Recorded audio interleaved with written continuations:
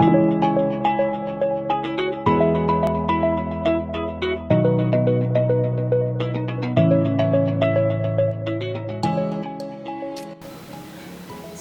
warahmatullahi wabarakatuh.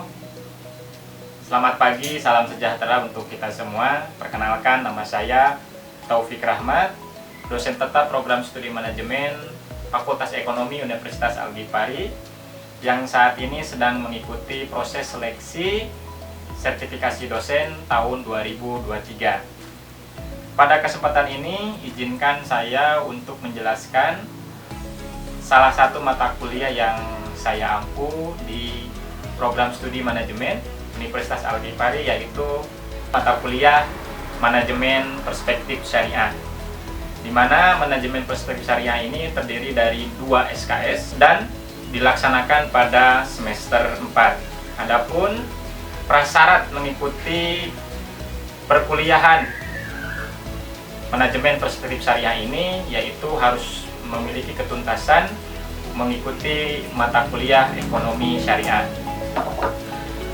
Manajemen perspektif syariah ini memberikan manfaat, ya, diantaranya yaitu akan membantu mahasiswa dalam mengembangkan pemahaman yang holistik tentang manajemen dalam konteks Islam, mengintegrasikan nilai-nilai etika Islam dalam pengambilan keputusan bisnis dan organisasi, serta menerapkan prinsip-prinsip Islam dalam berbagai aspek manajemen. Mata kuliah ini akan memberikan bekal kepada mahasiswa untuk mempelajari manajemen dalam perspektif Islam, membahas secara kritis dan analisis integrasi dan penerapan nilai-nilai Islam ke dalam ilmu pengetahuan dan teknologi dalam konteks lokal, regional, nasional maupun global.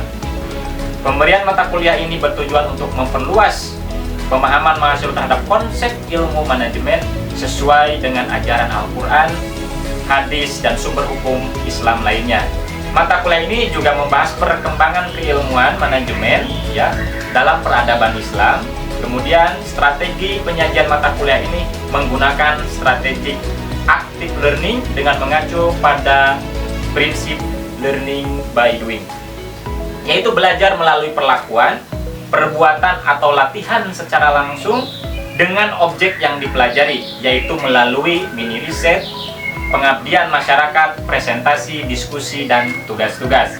Capaian pembelajaran mata kuliah manajemen perspektif syariah yaitu mampu merumuskan, menentukan, dan mempraktekkan pemahaman tentang konsep dan prinsip dasar manajemen syariah dan fungsi-fungsi manajemen syariah dalam pengambilan keputusan organisasi dan bisnis yang berdasarkan pada etika manajemen dan bisnis Islam, serta mengkaji dengan pemikiran kritis dan inovatif terhadap penerapan manajemen syariah yang dengan menunjukkan komitmen kuat dalam menginternalisasi nilai-nilai etika akademik dan proaktif dalam mengambil tanggung jawab atas tugas dan profesionalisme sesuai dengan prinsip-prinsip Islam. Adapun sub capaian pembelajaran mata kuliah manajemen perspektif syariah ada 12 sub CPMK. CPMK pertama, menentukan dan mengkaji peran peradaban Islam dalam pengembangan ilmu manajemen dengan komitmen kuat pada nilai-nilai etika akademik. Yang kedua, mampu merumuskan dan menentukan konsep dasar manajemen dalam Islam dan mengaplikasikannya dalam konteks bisnis dengan komitmen kuat pada nilai-nilai etika akademik. Yang ketiga, merumuskan dan menentukan prinsip-prinsip etika bisnis dalam Islam dan menginternalisasinya dalam kehidupan akademik dengan penuh komitmen yang kuat dan tanggung jawab. Sub CPMK yang keempat, menentukan dan mempraktekkan strategi bisnis berdasarkan prinsip-prinsip Islam dengan komitmen pada nilai-nilai akademik, proaktif, dan tanggung jawab. Yang kelima, merumuskan dan menentukan cara mengorganisir sumber daya dalam konteks Islam dengan proaktif dan tanggung jawab terhadap tugas-tugas. Yang keenam, memahami dan menentukan peran pemimpin dalam Islam serta menunjukkan komitmen kuat dan proaktif, serta tanggung jawab. Yang ketujuh, merumuskan dan menentukan konsep pengawasan dalam Islam dan mengkaji pengaplikasiannya dalam konteks bisnis dengan penuh komitmen serta sesuai dengan nilai-nilai etika akademik. Yang kedelapan, merumuskan dan menentukan cara mengelola sumber daya manusia dengan prinsip-prinsip Islam dengan komitmen yang kuat berdasarkan prinsip-prinsip nilai akademik, proaktif, dan tanggung jawab. Yang ke-10, merumuskan dan menentukan konsep kewirausahaan dalam konteks Islam dengan komitmen yang kuat pada nilai-nilai etika akademik, proaktif, dan tanggung jawab. Sub CPMK yang ke-11, merumuskan konsep keuangan sesuai dengan prinsip-prinsip Islam dengan komitmen yang kuat kepada nilai-nilai etika akademik, proaktif, dan tanggung jawab. Yang terakhir, yang ke-12, mengkaji dinamika dalam manajemen Islam dan perannya dalam pembangunan ekonomi syariah di Indonesia dengan komitmen yang kuat kepada nilai-nilai etika akademik dengan penuh tanggung jawab. Perkuliahan pada mata kuliah manajemen perspektif syariah diawali terlebih dahulu dengan menjelaskan rencana pembelajaran semester, kemudian diakhiri dengan kontrak perkuliahan antara dosen dan mahasiswa selama 1 semester pelaksanaan proses belajar mengajar.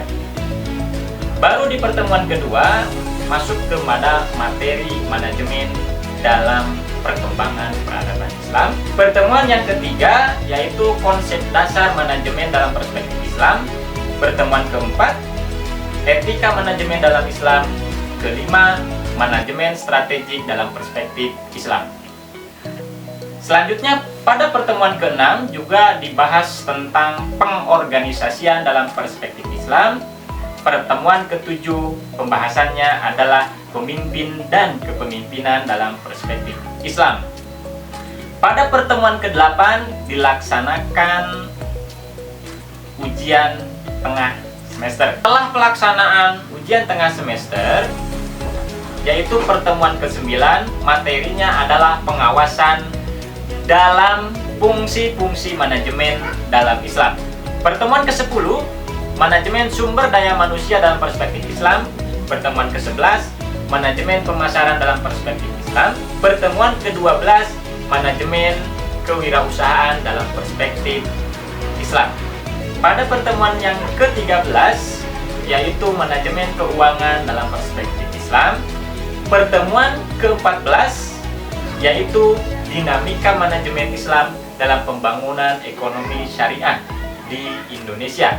Dan pertemuan terakhir yaitu pelaksanaan ujian akhir semester. Kemudian referensi utama yang digunakan adalah referensi dari buku Didin Hafidzuddin dan Henry Tanjung tahun 2019, yaitu buku pengantar manajemen syariah.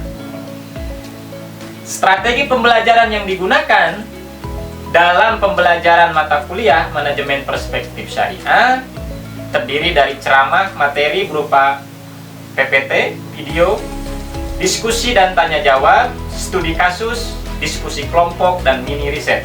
Adapun tugas-tugas dalam studi kasus yaitu terkait tentang implementasi perencanaan dan pengawasan dalam kehidupan sehari-hari mahasiswa, baik itu rencana strategiknya, rencana jangka pendek, rencana jangka panjang, bahkan ke daily activity atau time management.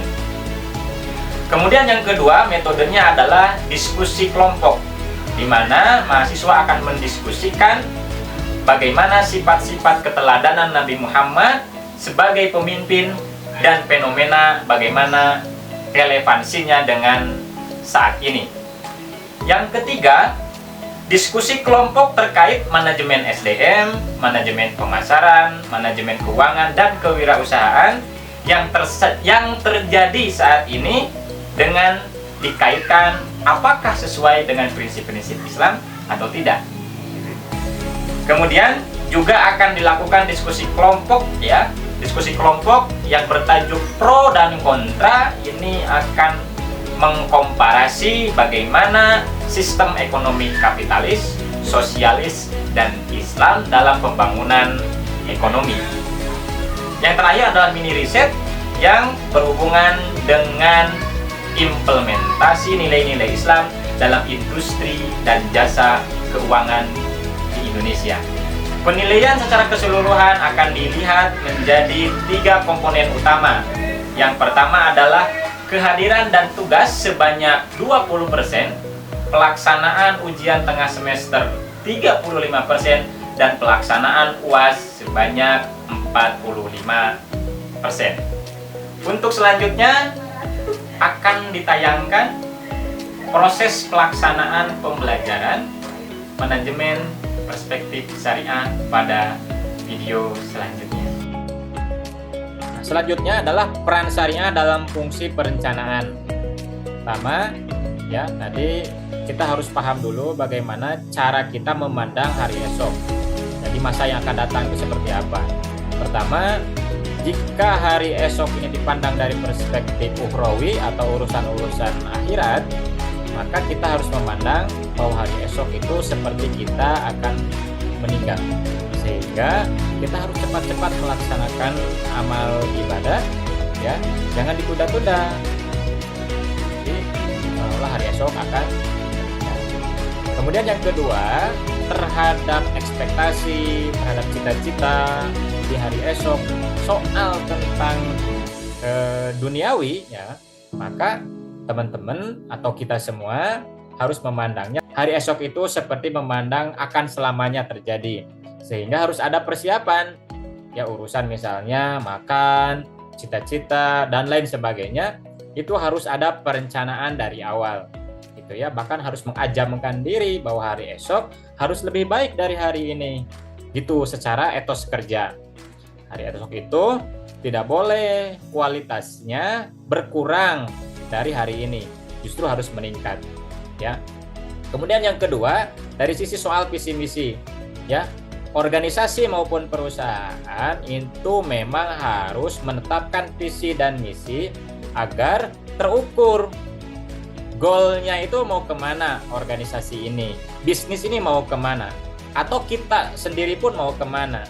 Jadi goal settingnya itu harus jelas ya, sehingga dirancanakan dari hari ini bagaimana apa yang kita tuju itu bisa dicapai ya, walaupun tentu ada risiko-risiko, kemudian ada yang kemudian hambatan-hambatan lain pada saat melangkah ke depan. Tetapi setidaknya ketika kita menyusun rencana ini dengan baik, men-setting goal yang akan dicapai sudah dibuat, tentu ini meminimalisir langkah-langkah ke depan itu ada terjadi kesalahan ya. Nah, bagaimana visi misi, bagaimana goal ya, dimana tidak hanya bicara soal goalnya saja, tetapi di situ juga bicara soal values yang digunakan, yang dianut ya, kemudian yang kemudian memotori organisasi itu untuk mau berjalan ke depan. Apa values-nya ya, sehingga orang ya secara bersama-sama, secara kolektif mau bekerja sama mencapai tujuan organisasi. Nah, setelah itu disepakati bersama, maka agar goal yang kemudian sudah kita inginkan harus ada langkah-langkah strategik gitu ya, langkah-langkah strategik, sehingga ada yang disebut dengan metodologi syuro, metodologi musyawarah untuk menentukan strategi-strategi ke masa yang akan datang. Setelah melalui pendekatan syuro, baik itu secara bottom up ya maupun top down ya, insight dari dari bawahan ke atas, kemudian juga hasil-hasil pemahaman pimpinan terhadap permasalahan organisasi dikombin, kemudian dimusyawarahkan sehingga mencapailah satu strategi perencanaan yang baik dan terukur, gitu ya. Jangan sampai kemudian misi itu tidak diturunkan menjadi strategik. Ya, maka visi dan misi ini semacam impian belaka. Supaya tidak hanya sekedar menjadi impian belaka, ya, itu harus dirumuskan kembali dalam bentuk strategi, gitu ya. Lantas, bagaimana satu strategik, satu rencana dibuat, ya? Karena rencana juga kan ada ukuran-ukurannya. Jangan sampai buat perencanaan, tapi ternyata tidak memenuhi unsur-unsur perencanaan. Nah, dalam beberapa model, ini saya tawarkan model SMART, yaitu specific, measurable, achievable, relevant, kemudian time bound. Nah, ini adalah satu konsep perencanaan yang menekankan pentingnya tujuan yang jelas. Dan sekali lagi yang paling penting, tidak hanya jelas, tetapi harus terukur. Nah, dalam merumuskan rencana yang di dalamnya ada strategik tadi, itu harus terencana, terukur, dan sesuai dengan kebutuhan. Jangan sampai kemudian kita membuat rencana apa yang tidak dibutuhkan organisasi, atau bahkan ya dalam perspektif pribadi misalnya, yang tidak kita butuhkan dalam pribadi kita, ya gimana caranya kita menentukan itu sesuai apa yang dibutuhkan. Jadi sehingga tujuan rencanaan itu ya harus betul-betul spesifik, kemudian dapat diukur, dapat dicapai, relevan dengan kebutuhan organisasi, kemudian memiliki batas waktu. Jangan kemudian tanpa ada deadline, ya itu harus ada deadline-nya. Ya, contohnya kalau teman-teman semua misalnya merencanakan lulus tepat waktu, nah harus jelas berarti startnya dari mana, kemudian harus berakhirnya di mana, itu harus jelas. Kuliah itu tidak bisa asal jalan, kita harus ada target karena di dalamnya ada risiko. Jika kemudian tidak lulus tepat waktu, maka akan ada biaya-biaya lain yang timbul dari situ, dan itu merugikan, baik itu rugi secara cost maupun juga secara waktu, ya teman-teman. Harusnya teman-teman sudah kemana, tetapi ini belum tercapai. Ya, jadi tadi ukuran-ukuran suatu perencanaan yang baik itu ya harus SMART. Sekali lagi ya, spesifik, dapat diukur, dapat dicapai, relevan, dan memiliki batas waktu. Selanjutnya ya, oke. Sebelum ke situ, pernah nggak teman-teman membuat sebuah rencana yang kemudian rencana itu gagal karena memang misalnya tadi tidak berpatokan kepada SMART? Ada yang pernah membuat rencana, biasanya ada rencana hidup, ya, rencana menikah, gitu ya, rencana karir dan lain sebagainya. Ada dari teman-teman semua? Ada, oke. Kasih ya. Nanti kita kita combine ya bersama-sama. Mungkin nanti dari teman-teman ada yang sudah mempraktekannya. Nah, dalam perencanaan yang paling penting itu selain menentukan target, kemudian menentukan ukuran-ukuran, ya, salah satunya adalah bagaimana rencana itu kemudian diputuskan. Dalam memutuskan rencana tersebut disahkan oleh pimpinan misalnya ya, maka dalam Islam harus memperhatikan beberapa hal. Pertama, harus menimbang halal dan haramnya sebelum kita mengambil keputusan gitu. Apakah bisnis kita ini ada unsur ribanya, ada unsur pemaksaannya, penindasannya, ada unsur ketidakadilan di dalamnya atau tidak, atau ini justru berhubungan dengan kemaslahatan umat. Nah, itu harus dipertimbangkan. Tidak bisa kita kemudian membuat suatu rencana, misalnya rencana di perayaan tahun baru ini misalnya ya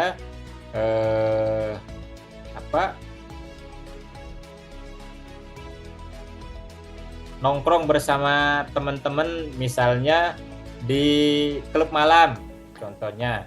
Nah, itu bukan rencana yang baik dan gak harus diputuskan gitu ya, justru harus dihindari ya, harus dihindari. Secara ukuran dosa itu untuk diri kita sendiri, tetapi dampak dari bisnis yang kita lakukan akan berdampak kepada tetangga-tetangga kita ya. Andaikan misalnya ya kita dikasih dikasih peringatan oleh Allah Subhanahu wa taala berupa banjir. Kita sendiri yang menanggung? Tidak.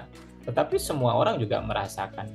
Artinya setiap tindakan itu harus diperhitungkan. Keputusan-keputusan teman-teman itu juga harus diperhitungkan. Tentu dalam hal menentukan tujuan hidup kita, hari ini kita mau melangkah kemana, itu harus pikirkan dampaknya. Ya. Mending nongkrong atau membaca buku. Pikirkan dampaknya. Jika dampaknya lebih baik membaca buku, ya membaca buku. Nah, seorang muslim harus bisa mempertimbangkan keputusan-keputusannya agar tidak membawa dampak bagi keburukan dirinya sendiri maupun lingkungannya. Oke. Ya. Cukup paham ya? Sampai sini? Ya. Nah, bagaimana perencanaan itu dibuat? Tahapan seperti apa? Ya, di sini ada brainstorming. Bagaimana brainstorming ini kita mencari akar masalah yang holistik, ide-ide yang holistik, tidak hanya dari perspektif diri kita sendiri, tetapi juga mempertimbangkan dari perspektif lingkungan kita, sahabat kita misalnya ya, kalau dalam pribadi. Dalam konteks organisasi, misalnya bawahan, ya diikut sertakan memberikan ide-ide, ya atau istilahnya agile. Tidak hanya ide dirinya sendiri yang dipaksakan, tetapi juga mengakomodasi ide-ide dari karyawan lain. Karena bisa jadi ide yang disuguhkan para karyawan justru lebih bagus dan solutif bagi perkembangan organisasi. Ya. Jadi idenya apa? Ya, setelah ide itu terkumpul, terakumulasi, kemudian dianalisis. Nah, tahu diri istilahnya. Kalau kita mau ke A, punya nggak nih? Gitu kira-kira. Di kitanya ada nggak? Kompatibel tidak? Atau fit tidak dengan keadaan kita hari ini? Jangan sampai ide A ya untuk melakukan sesuatu ternyata tidak kompatibel dengan kemampuan yang kita miliki hari ini. Itu juga harus diperhatikan. Makanya pakai analisis SWOT agar kita memahami strategiknya. Mana yang kemudian menjadi kekuatan kita, ya. Kemudian mana yang kemudian menjadi weakness kita, kelemahan kita. Apa yang kemudian menjadi opportunities kita, ya. Baik itu perkembangan teknologi, perilaku masyarakat, perubahan budaya, misalnya. Itu menjadi pertimbangan-pertimbangan pada saat kita membuat perencanaan. Terakhir juga ancamannya. Kita harus memahami apa yang akan menjadi ancaman kita. Contohnya produk yang sama, organisasi yang bergerak sama, atau misalnya sumber daya yang kemudian sama. Itu akan mengancam kepada eksistensi keberjalanan bisnis organisasi. Bagaimana kita mampu mengendalikan itu semua? Ancaman itu bagaimana diminimalisir, ya? Kelemahan itu bagaimana ditingkatkan, ya? Kekuatan itu bagaimana kemudian kita pertahankan, opportunities itu, kesempatan itu kemudian kita gunakan untuk mempercepat gerakan organisasi atau proses bisnis yang mau kita ambil. Baru terakhir, setelah kemudian kita SWOT analisisnya, ambil keputusan. Keputusan itu dilakukan dengan cara terukur. Tadi, kira-kira akan dilaksanakan kapan, pencapaiannya apa, indikator keberhasilannya apa, ya, waktu selesai pekerjaan ini harus kapan, ya. Kemudian ukurannya apa? Nah, ini harus timbul di situ. Ya. Nah, jangan lupa juga ya, pada saat kita sudah membuat perencanaan, tentu harus dilaksanakan. Kalau dalam Al-Quran ada istilah kaburo maktan indallahi ang taquluna ma la taf'alun. Jadi amat besar kebencian Allah terhadap orang yang ya bicara saja tetapi kemudian tidak melaksanakan. Ya, jangan kalau bikin rencana begitu bagus, sudah pas pelaksanaan tidak dijalankan. Nah, itu dalam etik Islam, kode etik Islam tentu itu tidak baik. Ya, bahkan mengundang kemurkaan dari Allah. Kalau istilahnya omong besar, ya, tong kosong nyaring bunyinya. Jangan sampai seperti begitu ya teman-teman ya. Ya kita harus apa yang kita ucapkan harus sesuai dengan apa yang kita kerjakan. Itulah yang disebut dengan integritas. Nah, setelah kemudian strategi kita laksanakan, nah, harus tetap ada evaluasi. Baik itu bisa jadi direncanakan apakah evaluasi mingguan, evaluasi bulanan, ya semesteran, kemudian evaluasi akhir. Itu tergantung kebutuhan organisasi ya dan tingkat kritis ketercapaiannya. Kalau ketercapaiannya begitu lambat, bisa jadi 1 minggu sekali dievaluasi gitu ya. Jadi mengukur. Ketika evaluasi itu akan mengukur hambatan apa yang kemudian membuat perencanaan ini tidak sesuai, tidak berjalan dengan apa yang kita inginkan. Nah, ini saya coba, kita harus aplikatif ya. Ilmu yang kemudian kita dapat ini harus aplikatif. Pertama, saya ingin mengajak teman-teman semua ya untuk merencanakan rencana hidup. Jangan sampai rencana hidup kita itu hanya mengalir saja. Makanya ada manajemen perencanaan hidup. Kita harus buat, ya. Nah, jangan sampai ya tadi hidup kita itu asal mengalir, asal jalan, apalagi salah jalan, gitu ya. Nah, apa saja langkah-langkahnya tadi ya?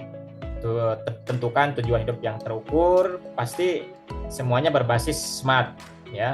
Kemudian buat rencana, tindakan yang rinci, terstruktur, identifikasi sumber daya yang dibutuhkan untuk mencapai tujuan, tentukan langkah-langkah yang harus diambil mencapai tujuan, atur prioritas dalam menjalankan rencana tindakan. Yang keenam, tadi evaluasi. Terakhir, tindak lanjuti atau koreksi, ya, tindakan yang sekiranya tidak diperlukan. Manajemen perencanaan hidup ini akan membuat kita lebih terukur. Jadi 4 tahun kita itu akan tergambarkan dari hari ini. Ya, jangan sampai ya udah nanti 4 tahun mah biar nanti saja gitu ya. Tapi tidak seperti begitu harusnya. Harusnya justru hari ini sudah kita tergambar melalui apa? Melalui perencanaan yang terstruktur. Oke.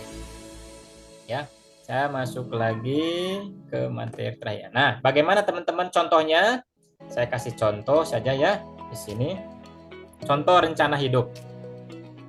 Nah, saya supaya teman-teman coba membuat ya. Contoh ini ya. Ini pakai SMART ya. Ya, spesifik, measurable, achievable, relevant, dan time-bound.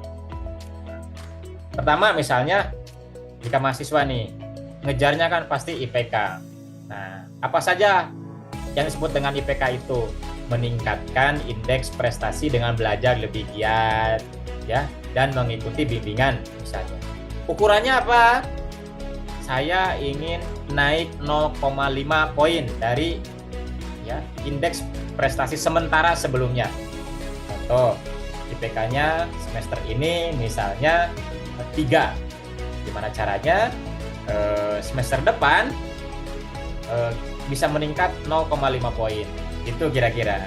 Bagaimana caranya? belajar teratur, mengikuti bimbingan akademik, ya, dan lain sebagainya. Ya, yang relevannya seperti apa relevansinya? Ya, kalau mau naik berarti harus memperbaiki kemampuan akademik. Bisa jadi mungkin kita sedikit baca, tidak memahami, tidak memperhatikan dosen pada saat menjelaskan dan sebagainya. Nah, time bond ini 1 tahun ya. Bisa dibuat misalkan 6 semester. 6 semester ini nilai IPK harus 3,5 misalnya ya. 1 tahun targetnya atau setengah tahun targetnya 1 semester. Nah, itu ya teman-teman semua, saya buat ada berapa ya? Ada misalnya keterampilan dan interpersonal ya, di sini contoh mengikuti organisasi dan sebagainya, contoh-contohnya. Nah, kesehatan, keseimbangan kegiatan, keuangan termasuk ya, kemampuan bahasa misalnya. Gimana nih teman-teman membuat perencanaan hidupnya gitu ya. Nah, ini teman-teman semua akan menjadi proyek teman-teman, tugas teman-teman yang harus dipresentasikan di pertemuan yang akan datang ya. Jadi tugasnya untuk teman-teman semua ya tadi membuat rencana ke depan. Saya kasih ini aja ya, rencana teman-teman 4 tahun ke depan itu harus ada dibikin ya. Untuk mengukur teman-teman ini serius gak mengejar cita-cita. Nah, kalau serius akan tergambar dari dari tabel perencanaan dibikin seperti ini contohnya ya. Nanti Bapak juga share materi yang ini, tapi teman-teman harus memahami ini ya. Baik, jika paham tugas yang harus dilaksanakan ya, jika tidak ada pertanyaan teman-teman semua ya dari materi ini, mungkin jika ada pertanyaan dari teman-teman semua silahkan. Ada Pak? Ya, silahkan. Afgan Ganesha. Siap, terima kasih Pak atas waktunya. Ini kan berbicara tentang manajemen syariah ya Pak? Ya. Ya, gini kan tadi ketika berbicara tentang manajemen syariah, bagaimana memanage dan lain sebagainya ya Pak, supaya pada akhirnya kita bertumpu pada kesimpulan bagaimana caranya tujuan kita itu tercapai ataupun apa yang kita rencanakan tercapai, seperti itu ya Pak? Ya, betul. Nah, pertanyaan saya, apakah manajemen syariah ini berbanding lurus dengan takdir Pak? Baik, gitu baik. Pak. Ini kan gini. Dilanjut Pak, lanjut lagi Pak penjelasannya gini Pak. Ya, silakan. Jadi kan ketika apakah kan pertanyaannya apakah manajemen syariah itu berbanding lurus dengan takdir? Kalau manajemen berbanding lurus dengan takdir, berarti ya kita harus memanage takdir kita sendiri, gitu kan. Kalaupun contohnya udah ada takdir kan gitu bahasanya Pak, ya udah kita jangan memanage hidup dah karena kita udah diatur oleh takdir. Nah, itu pertanyaan saya Pak. Terima kasih Pak. Ya. Baik, ya terima kasih Pak Ganesha ya. Jadi ada 2 pendekatan mungkin yang mau saya sampaikan ya dari pertanyaan teman-teman kita ini. Ya, pertama ada takdir ya ada ikhtiar. Nah, masalahnya dalam konsepnya misalkan ada ikhtirori, ada mudhari. Ada takdir Tuhan yang memang tidak bisa dirubah sama sekali. Ada yang kemudian sunatullah. Sunatullah itu artinya jika diikhtiarkan dengan A, maka akan menghasilkan B. Ada sebab akibat di dalamnya. Misalnya, jika kita berbuat baik, maka akan menghasilkan kebaikan. Nah, ada juga yang tadi mudhari. Mudhari itu berarti takdir Tuhan yang tidak bisa dirubah. Misalnya kita udah jadi laki-laki, ya jadi laki-laki, tidak bisa dirubah. Ya, misalnya bapak kita A. Nah, kita nggak bisa ganti bapak dan nggak bisa ganti ibu karena itu sifatnya mudhari. Nah, adapun pilihan-pilihan ke depan itu sifatnya sebetulnya muhtor. ya, muhtar, pilihan. Tapi bukan berarti Allah itu bisa dirubah, takdir Allah itu bisa dirubah oleh kita, atau kekuasaan Allah itu tergantung upaya kita. Tetapi secara ikhtiar, ya, seorang muslim memang diwajibkan agar memanage dengan baik. Memanage dengan baik itu bukan berarti pasti tercapai, tapi justru mengurangi resiko-risiko ketidaktercapaiannya besar gitu, atau ketidakberhasilannya besar. Justru dengan perencanaan kita hanya meminimalisir saja, tapi bukan berarti kekuasaan Allah kemudian bisa dikendalikan oleh kehendak kita. Tidak, ya. Secara prinsip itu urusan hati, tetapi secara pribadi itu harus dilaksanakan, harus ada ikhtiar, harus ada langkah-langkah konkret yang dilakukan. Ya. Baik, terima kasih. Mudah-mudahan tidak puas. Ya, nanti mungkin kita diskusi lebih jauh lagi. Ya, kita kembali lagi ke tugas. Ya, bahwa teman-teman nanti diwajibkan membuat rencana hidup. Nah, ini 1 tahun ke depan. Ya, 1 tahun ke depan. Apa rencananya? Dibuat ya menggunakan tabel SMART. Teman-teman harus membuat rencana itu. Minggu depan kita akan presentasi. Ya, presentasi. Jangan lupa ya. Nanti yang presentasinya paling bagus, rencana hidupnya paling bagus, ya nanti akan dapat hadiah lah ya, tapi spesial. Hadiahnya tidak akan dikasih tahu hari ini. Alhamdulillah teman-teman semua, dari awal dan akhir pertemuan kita sangat cair, teman-teman sangat interaktif, ya. Mudah-mudahan sekali lagi ilmu yang kemudian kita dapat hari ini ya tidak hanya bermanfaat untuk kita sendiri, tapi juga bisa membawa manfaat kepada orang lain. Yang hasil refleksi dari perkuliahan kita ya, sekali lagi bagaimana kita berusaha untuk memandang rencana itu ya sebagai bagian memandang dan bersikap positif terhadap masa yang akan datang ya. Semakin baik rencana yang kita susun, sebetulnya kita sedang menyambut kebaikan di masa yang akan datang. Nah, kalau teman-teman punya keinginan, itu kan sesuatu yang dianggap baik. Direncanakan agar kebaikan itu bisa tercapai.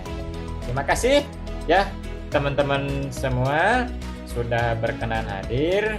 Nah, saya mengingatkan juga jangan lupa mengisi presensi. Ya, jangan lupa presensi di LMS. Ya, jangan sampai kelewat. Oke, teman-teman semua, terima kasih sudah berpartisipasi. Selamat menikmati hari ini. Ya, mudah-mudahan teman-teman diberikan keberkahan. Mohon undur diri. Assalamualaikum warahmatullahi wabarakatuh. Ya, Bapak izin pamit. Terima kasih semua. Assalamualaikum. Waalaikumsalam warahmatullahi wabarakatuh. Waalaikumsalam warahmatullahi wabarakatuh.